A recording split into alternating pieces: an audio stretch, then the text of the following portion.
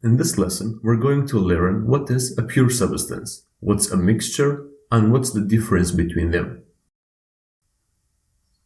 Let's say we have two containers. In one of them, we're adding water, only water. In the other one, we're adding water and salt. Let's try heating both of them. Eventually, after some time, we'll get some results. The first one will be left with steam. The second one will be left with steam and the salt inside the container. So the salt remained inside the container as a concentrated layer. Now, what we just did was boiling both of them, and boiling is a physical change. We talked about this in the previous lesson. If you need to make a review of that, I'll set the link above.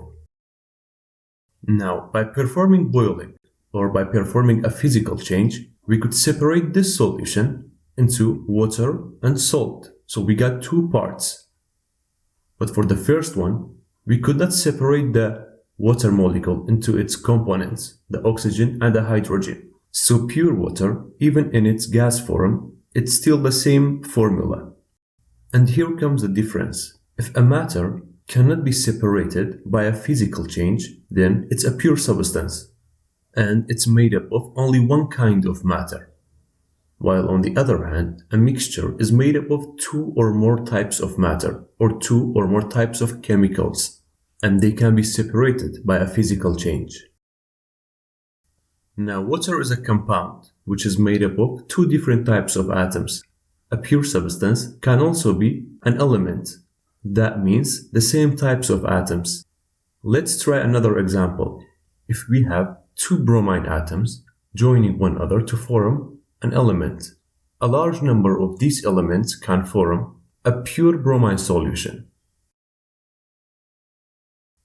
So a container of only pure bromine elements can also be a pure substance. Now, if we add water into that bromine solution, then it will be called a mixture, because now it's composed of two different types of chemicals, the water molecules and the bromine molecules. The bromide solution in water is a homogeneous mixture. That's because bromide is soluble in water.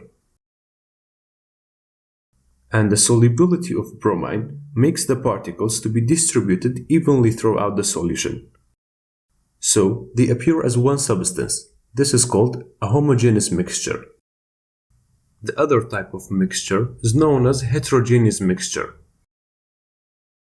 In this one, the particles don't mix together, and they will not be distributed evenly. You can tell the difference by just looking at them.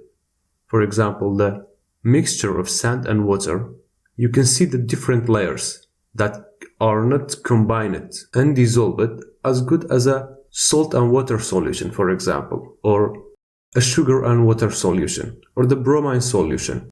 So these mixtures are called heterogeneous mixtures.